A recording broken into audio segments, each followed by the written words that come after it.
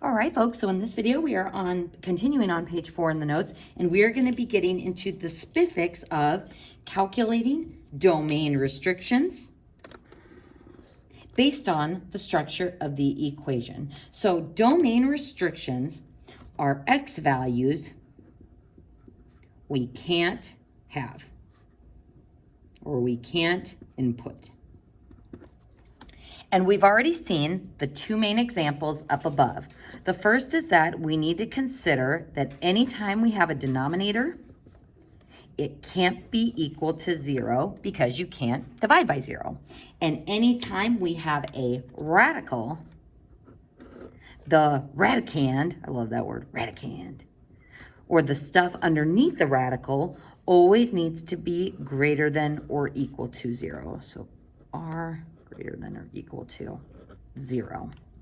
So folks, these are the only two restrictions we are going to worry about in this chapter. Again, we looked at the natural log restriction and the log restriction in the previous section, but that's something we're going to dive into in Unit 6. So when we talk about domain restrictions, they occur when we have denominators and when we have radicals. So those are going to be our red flags for determining if our domain is all real numbers or not. And by the denominator being equal to 0, I just want you to put a note that says factor first. Factoring is going to be a nice, easy way to kind of use the zero product property to determine when our denominator will be equal to 0. So folks, we're going to go ahead and jump into this first example. So we've got a nasty little rational function. So it's not the reciprocal function, but it's a rational function because there is a fraction.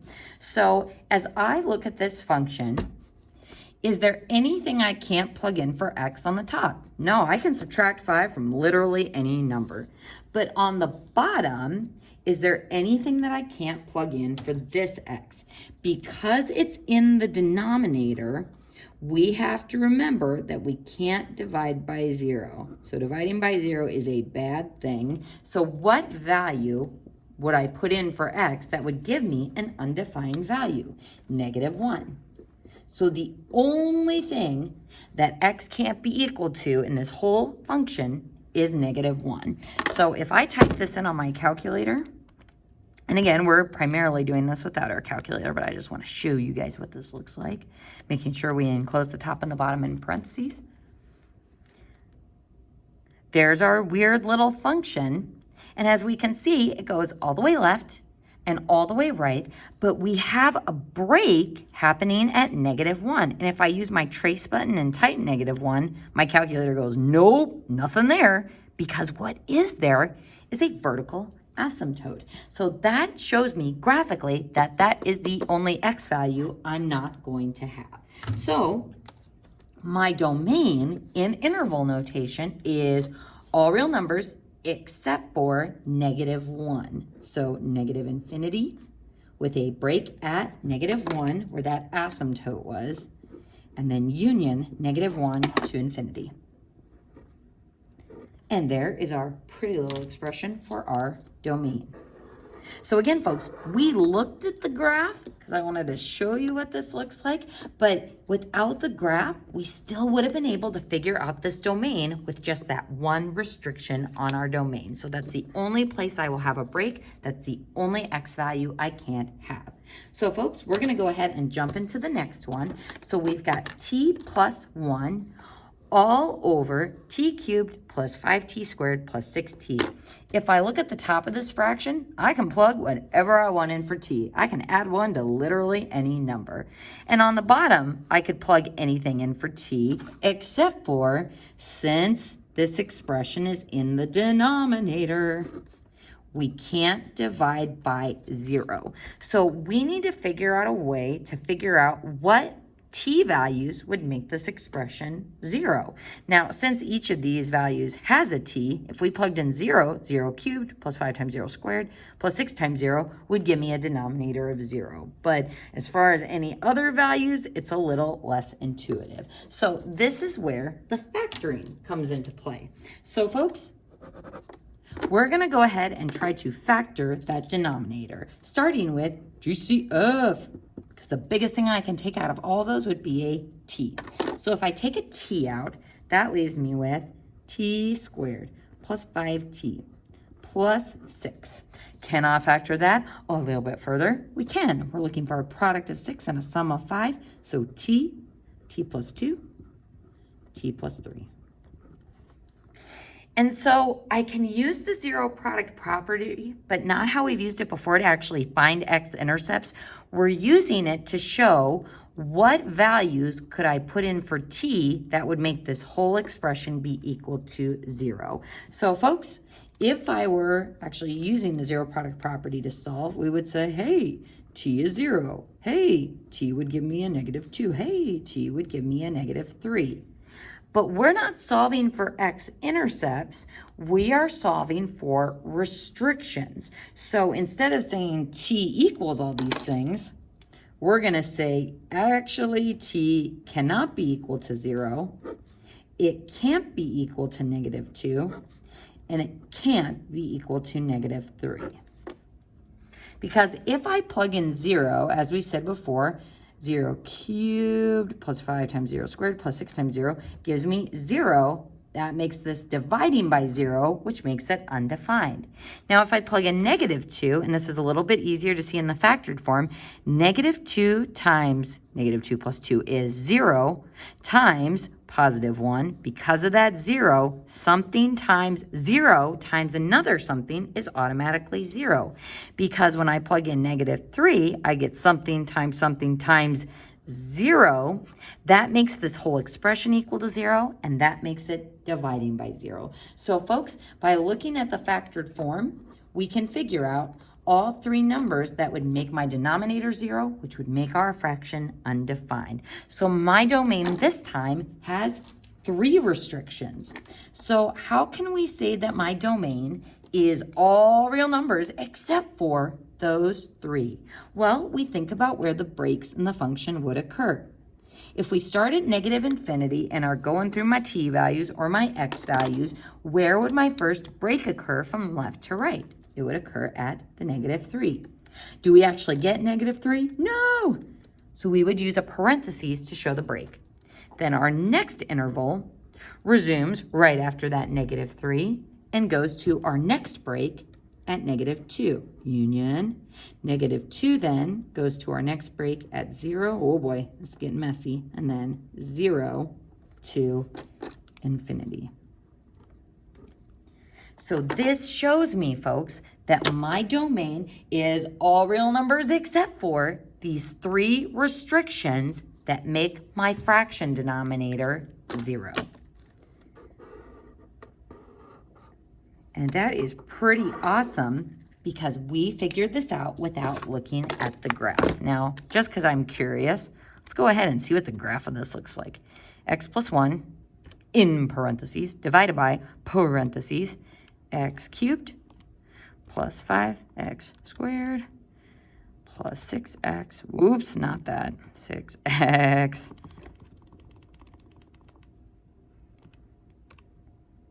and let's see what this graph looks like, because we should see a break at -3, at -2, and that weird little break at 0. So again, folks, what we're finding algebraically matches what we are seeing graphically. So this is nice because sometimes on the calculator graph, it's sort of tough to tell, like, wait, where is it leveling off? Or what if the vertical asymptote as a fraction? So now we have an algebraic way of determining our domain based on our restrictions. So folks, let's go ahead and look at our next problem. We've got b of x equals 1 minus x over 2. Now we have a fraction, but is there anything I put in for x that would make this dividing by 0? No. In fact, there are no restrictions on x. So if there are no restrictions, that means I can plug whatever I want in for x, which makes our domain all real numbers, or -infinity to +infinity. So folks, that has kind of covered our first type of restriction, that we always need to make sure that our denominator is not equal to 0. If a value makes the denominator equal to 0, that means it's a restriction and it is not included in our domain values. So in the next section, we're going to be looking at our radical issue, that radicals can't have negatives under the root. So if I look at this first example, we first see that there's a radical, and we say the radicand, or the stuff underneath the radical, needs to be greater than or equal to 0. So 7x plus 3 needs to be greater than or equal to 0.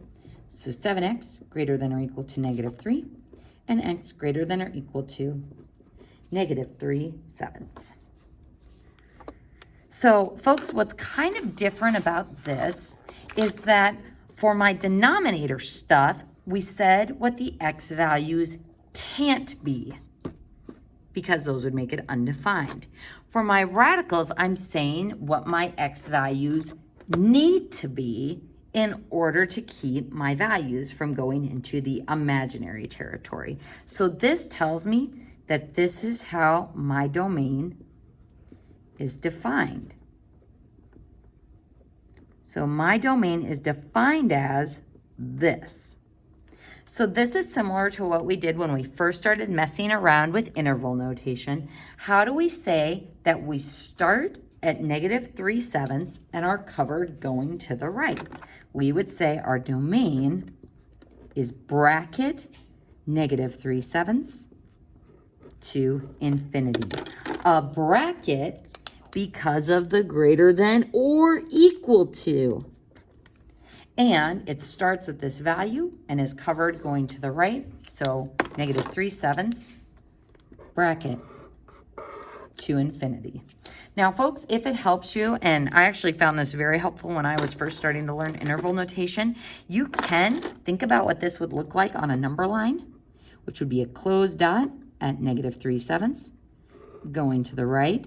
And you can picture reading it from the number line as well.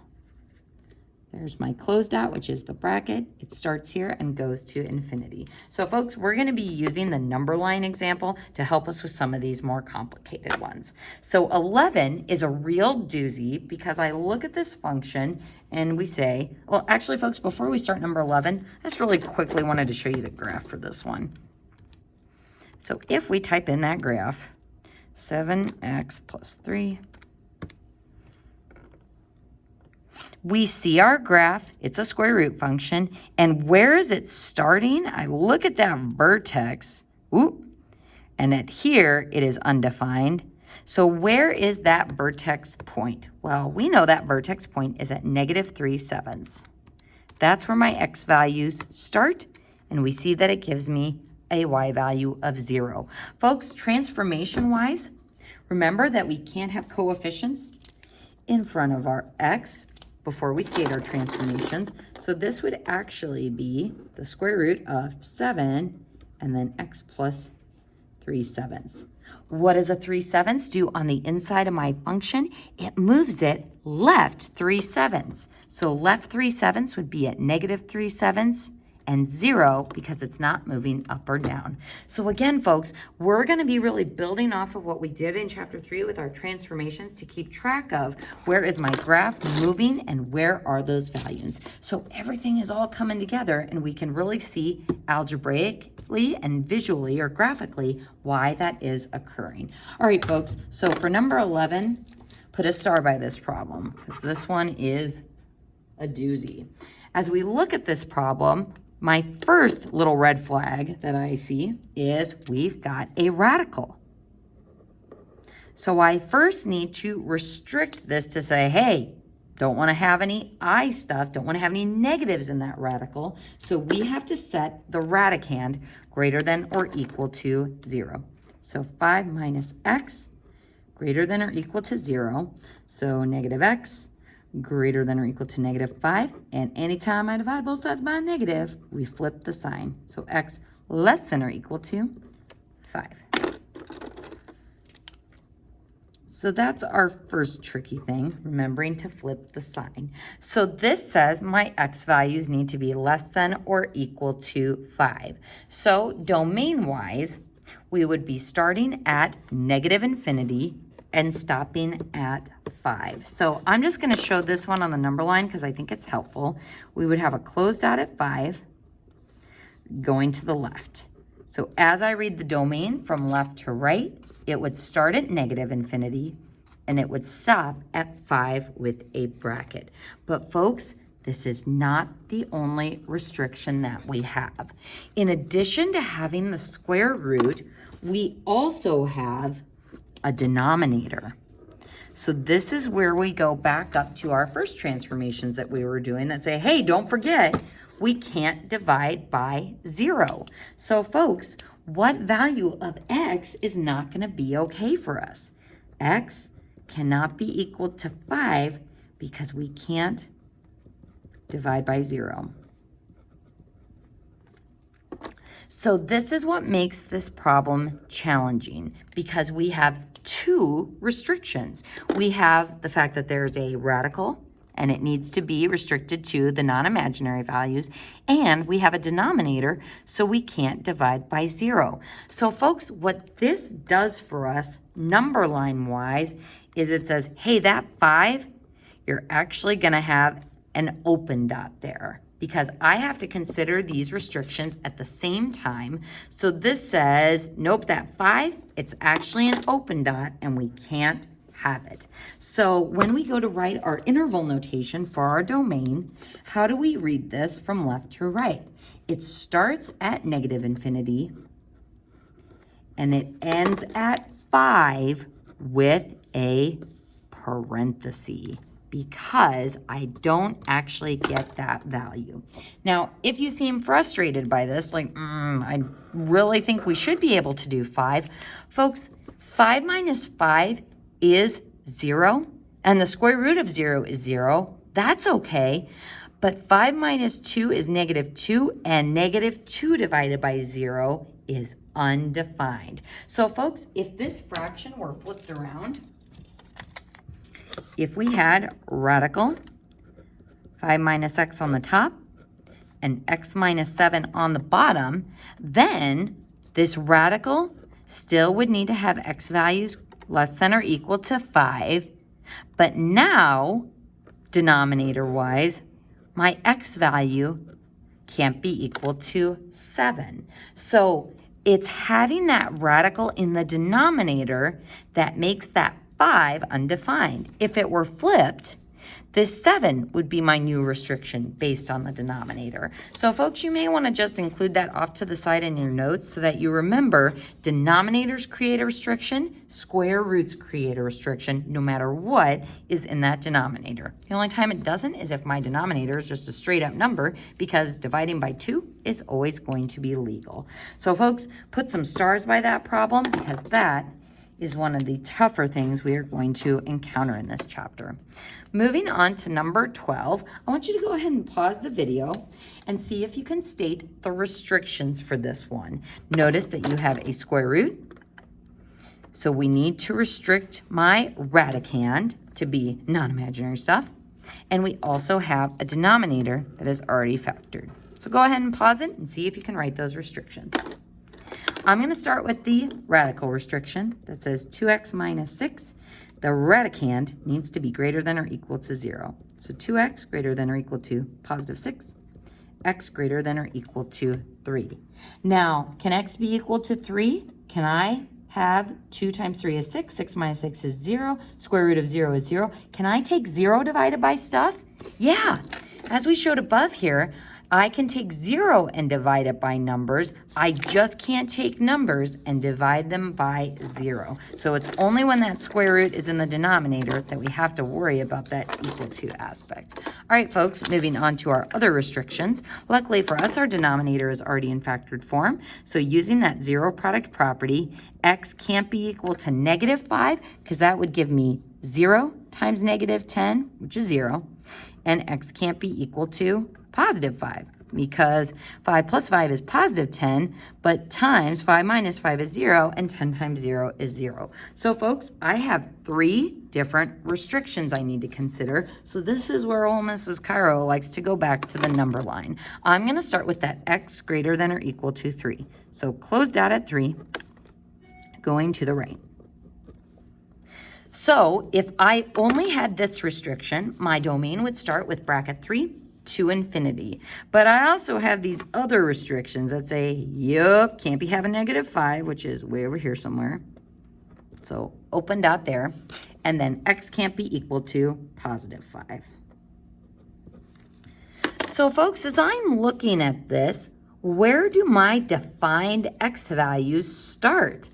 It's not defined over here at all. So I actually don't even need to worry that it can't be negative 5 because my radical is already restricting it. So my domain values start at 3 with a bracket because of the closed dot. Then we go until we hit 5 where we have a open dot or a restriction. And then my values start back up again from 5 to infinity.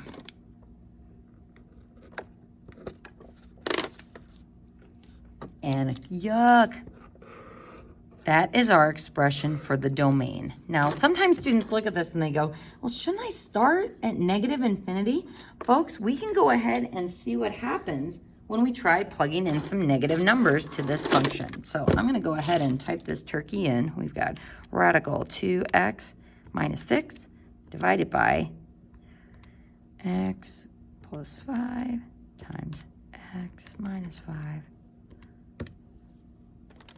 And if I look at this graph, ew, it's kind of nasty. So if I hit my trace button, I say, I want to plug in negative 6. Calculator says, nope. Nope, it is not defined there. So negative 6 is not good. Negative 4 is not good. So it doesn't matter that we have this break at negative 5 because none of the other values around it are defined either. The first value that I get on my graph is 3. And when I trace 3, I see that, yep, we get a value of 0. Not undefined, we get an actual value. Then I'm covered. And my next break happens at 5. And my calculator is like, yep, nope, nothing going on there. We start back up. And then my graph keeps going and going and going.